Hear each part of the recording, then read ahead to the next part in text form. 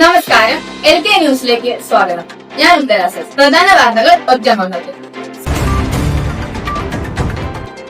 School parliament election വോട്ടെടുപ്പ് വളരെ നല്ല രീതിയിൽ പുരോഗമിക്കുന്നു.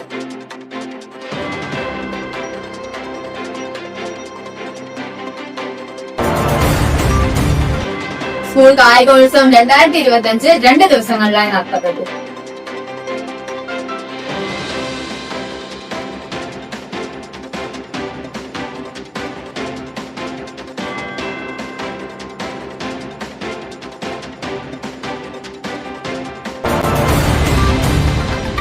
ഹിരോഷിമ നാഗസാക്കി യുദ്ധക്കെട്ടുകളുടെ ഓർമ്മയ്ക്കായി യുദ്ധസ്മാരകത്തിൽ പുഷ്പാർച്ചന നടത്തി.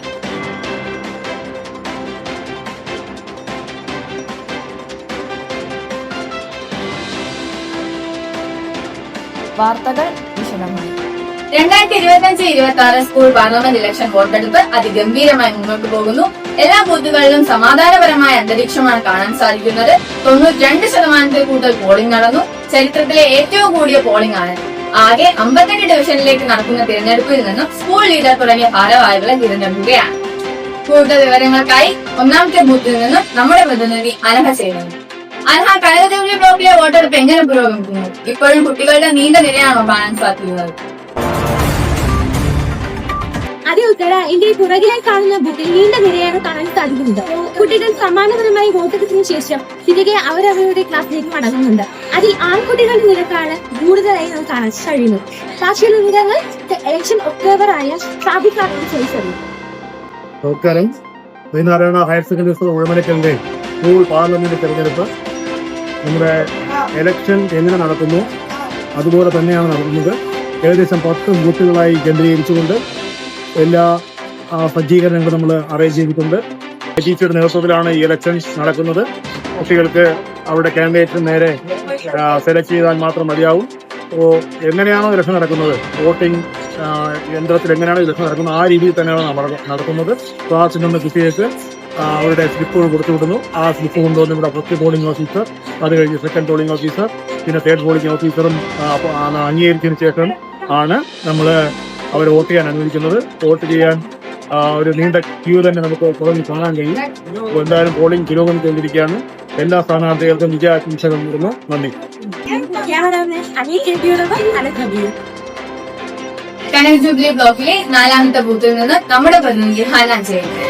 ഹനാൻ, കനക ജൂബിലി ബ്ലോക്കിലെ വോട്ടെടുപ്പ് എങ്ങനെ പുരോഗമിക്കുന്നു? എങ്ങനെയാണ് ഇത്തവണത്തെ വോട്ടിംഗ് രീതികളും അവിടുത്തെ ക്രമീകരണമാകുന്നത്? അതേ ഉത്തര, ചെറിയ രീതിയിലുള്ള തിരക്കാണ് പുറകിൽ കാണുന്ന ബൂത്തിൽ കാണാൻ സാധിക്കുന്നത്. ID കാർഡുകൾ നിർബന്ധമാക്കിയിരിക്കുന്നു.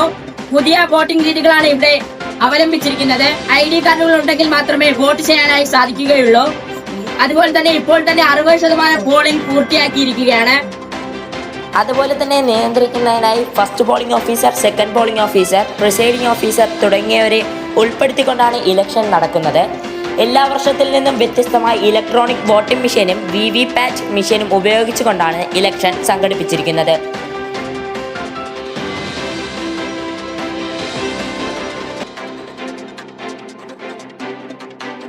SNHSS-ൽ നിന്നും ക്യാമറാമാൻ ദേവത്തിനോടൊപ്പം ഹനാൻ. അടുത്തതായി എൽഷ്യ ബ്ലോക്കിലെ ബൂത്തുകളിലേക്ക് പോകാം. അവിടെ നമ്മുടെ പ്രതിനിധി മൈഥിലിയുണ്ട്. മൈഥിലി, എൽഷ്യ ബ്ലോക്കിലെ വോട്ടെടുപ്പ് എങ്ങനെ പുരോഗമിക്കുന്നു? അവിടുത്തെ പ്രതികരണം എങ്ങനെയാണ്? അതേ ഉത്തര, വളരെ സമാധാനപരമായ ഒരു അന്തരീക്ഷമാണ് ഇവിടെ കാണാൻ സാധിക്കുന്നത്. എല്ലാ വിദ്യാർത്ഥികളും വോട്ടിട്ട ശേഷം അവരവരുടെ ക്ലാസ്സിലേക്ക് പോവുകയാണ്. ഇവിടെ NCC കാഡറ്റ്സും SPC കാഡറ്റ്സിനെയുമാണ് ഇവിടെ നിശ്ചയിച്ചിരിക്കുന്നത്. നമുക്ക് ഇവിടെ നിൽക്കുന്ന വോട്ടിട്ട കുറച്ച് വിദ്യാർത്ഥികളുടെ അഭിപ്രായം കേട്ടുവരാം. വോട്ടിട്ടോ? ഇപ്പോഴത്തെ ഡിജിറ്റൽ ഇലക്ഷനെ പറ്റിയുള്ള അനുഭവം? ഡിജിറ്റൽ ഇലക്ഷൻ പുതിയൊരു അനുഭവമായിരുന്നു. നല്ല ഇതായിരുന്നു. നല്ല രസമുണ്ടായിരുന്നു. ഈ വർഷത്തെ ഇലക്ഷൻ ഭയങ്കര യുണീക്ക് ആയിരുന്നു. വ്യത്യസ്തമായിട്ടുള്ളതായിരുന്നു. നന്ദി. ക്യാമറാമാൻ ദേവദത്തിനോടൊപ്പം മൈഥിലി. അടുത്തതായി നമുക്ക് മെയിൻ ഹാളിലെ ബൂത്തിലേക്ക് പോകാം. അവിടെ നമ്മുടെ പ്രതിനിധി പത്മതീർത്ഥയുണ്ട്. പത്മതീർത്ഥ, ഈ കൊല്ലം കഴിഞ്ഞ കൊല്ലങ്ങളിൽ നിന്നും വ്യത്യസ്തമായ രീതിയിലാണ് വോട്ടിംഗ് പ്രക്രിയ. അതിനെ കുട്ടികൾ എങ്ങനെ നോക്കിക്കാണും? വിദ്യാർത്ഥികളിൽ നിന്ന് വളരെ പോസിറ്റീവ് ആയിട്ടുള്ള അഭിപ്രായമാണ് നമുക്ക് ലഭിച്ചിരിക്കുന്നത്. ഒരുപക്ഷെ യഥാർത്ഥ വോട്ടിംഗ് പ്രക്രിയകളിലേക്കോ ജനാധിപത്യത്തിലേക്കോ കുട്ടികളെ അടുപ്പിക്കുന്നതാണ് ഈ പുതിയ മാറ്റങ്ങൾ. നമുക്ക് ബഹുമാനപ്പെട്ട SM-നോട് ഇതിനെക്കുറിച്ച് കൂടുതൽ വിവരങ്ങൾ ചോദിക്കാം. ചീഫ് കമ്മീഷണർ എന്ന നിലയിൽ, വോട്ടിംഗ് ചീഫ് കമ്മീഷണർ എന്ന നിലയിൽ സാറിന്റെ അഭിപ്രായം എന്താണ്? സാധാരണഗതിയിൽ ബാലറ്റ് പേപ്പർ ഉപയോഗിച്ച് ഇലക്ഷൻ നടത്തുന്നതിന് പകരം ഒരു പൊതു തെരഞ്ഞെടുപ്പ് എങ്ങനെയാണോ നടത്തുന്നത് അതേ രീതിയിൽ വോട്ടേഴ്സ് ലിസ്റ്റ് പ്രസിദ്ധീകരിച്ച് പോളിംഗ് ഉദ്യോഗസ്ഥരായി അധ്യാപകരെ നിയമിച്ച് കുട്ടികൾക്ക് ഐഡന്റിറ്റി കാർഡ് വിതരണം ചെയ്ത് ഇലക്ട്രോണിക് വോട്ടിംഗ് യന്ത്രത്തിന് പകരം ITI സ്കൂളിന്റെ സോഫ്റ്റ്വെയർ ഉപയോഗിച്ച് ലാപ്ടോപ്പുകളിൽ സോഫ്റ്റ്വെയർ ഇൻസ്റ്റാൾ ചെയ്ത് ആണ് കുട്ടികൾ ഈ ഇലക്ഷനിൽ പങ്കെടുത്തത്.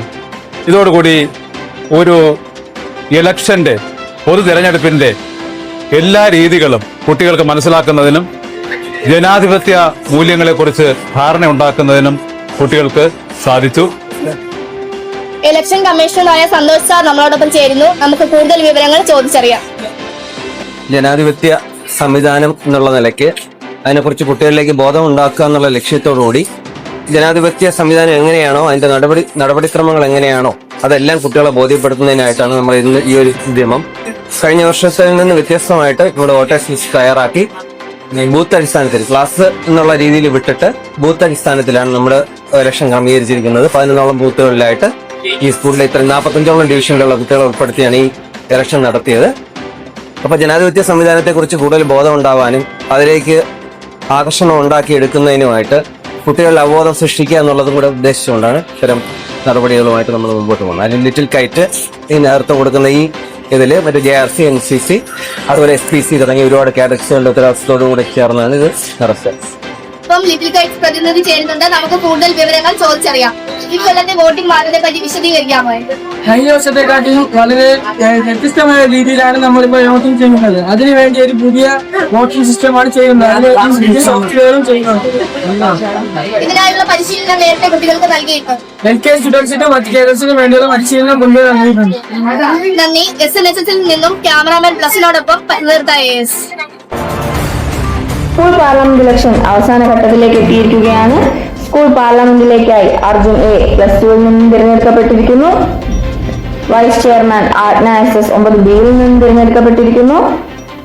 സ്കൂൾ സെക്രട്ടറി ആരതി 8A നിന്നും, ജോയിന്റ് സെക്രട്ടറി അനുഷ്ക DS +1 നിന്നും, സ്പോർട്സ് സെക്രട്ടറി സഞ്ജയ് സനൽ +1 നിന്നും, joint sports secretary Sreelakshmi 10G നിന്നും, arts club secretary Naishana Fathima 9I നിന്നും, joint arts club secretary Fathima +1 നിന്നും, സാഹിത്യവേദി സെക്രട്ടറി ശരത് SD +2 നിന്നും, ജോയിന്റ് സാഹിത്യവേദി സെക്രട്ടറി അഫ്സാന AS 10C നിന്നും തിരഞ്ഞെടുക്കപ്പെട്ടിരിക്കുന്നു.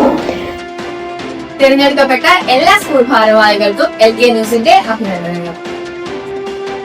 SNHS തുറമുഖക്കൽ സ്കൂളിലെ കായികോത്സവം സ്പോർട്ടിഫോ 2K25 ഓഗസ്റ്റ് 8, 9 തീയതികളിലായി അതിഗംഭീരമായി നടത്തും.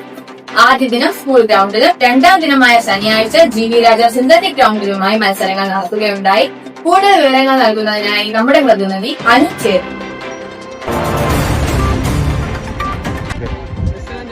സ്കൂളിലെ കായിക ഉത്സവമാണ് നടക്കുന്നത്. GV രാജ സ്പോർട്സ് ഗ്രൗണ്ടിൽ വെച്ചാണ് നടക്കുന്നത്. ഇതിനെ 4 ഹൗസുകളായിട്ട് തിരിച്ചിട്ടുണ്ട്. അധ്യാപകരും വിദ്യാർത്ഥികളും. തുടർന്ന് നമുക്കിതിനെ നിരീക്ഷിക്കാം. ക്യാമറാമാൻ ഹേവത്തിനോടൊപ്പം അനു JP, LK ന്യൂസ്.